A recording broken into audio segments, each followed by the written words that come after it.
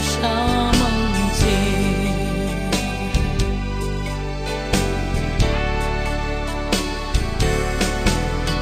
mam ui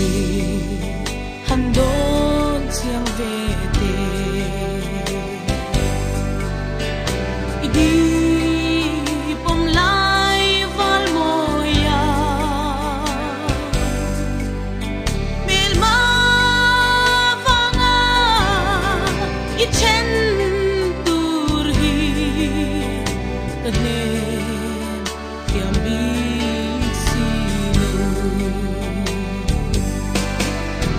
tim lai puanang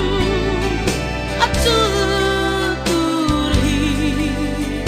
kadon ngam lo ma pui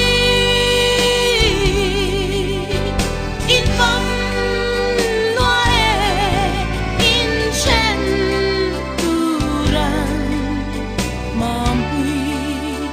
ngai khiam sa mang che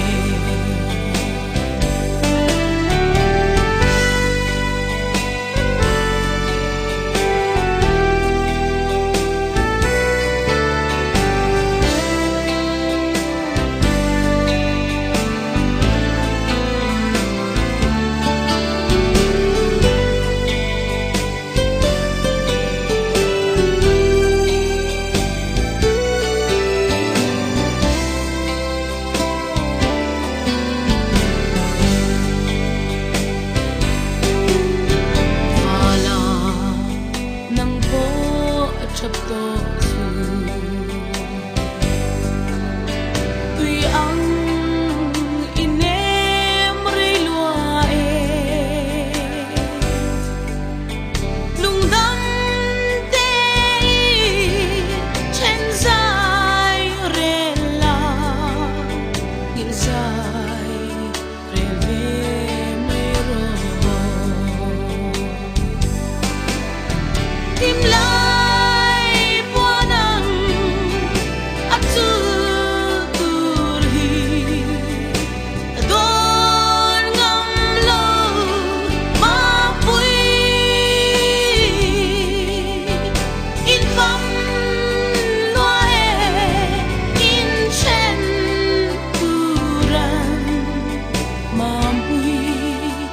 ngai khiam sa mang che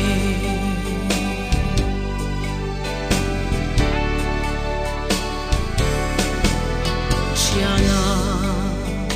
ava har don e mam pui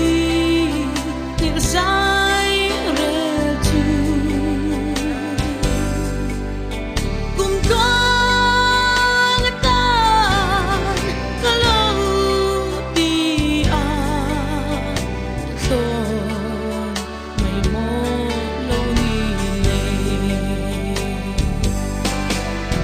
tim lai puanang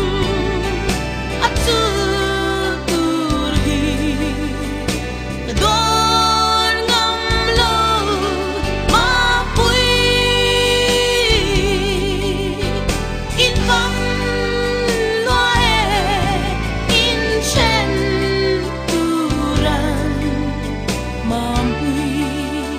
ngai khiam sa mang che